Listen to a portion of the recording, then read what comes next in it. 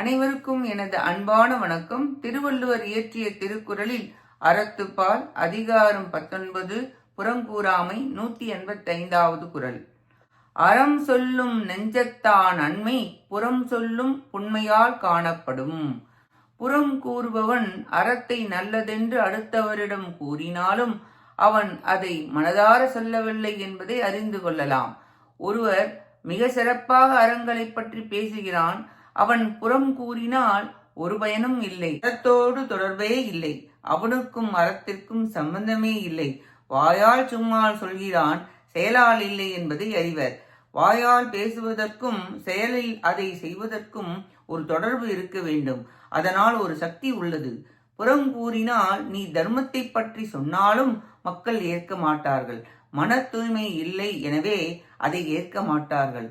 ஒருவனை கண்ட இடத்து புகழ்ந்து பேசி காணாத இடத்து இழந்து பேசுபவன் தர்மம் நல்லது என்று பிரசித்தமாக எடுத்து சொன்னாலும் மனப்பூர்வமாக கேட்பவர் ஏற்க மாட்டார்கள். இக்குறளால் புறம் கூறுவார் எய்தும் குற்றம் கூறப்பட்டது. நன்றி, வணக்கம்.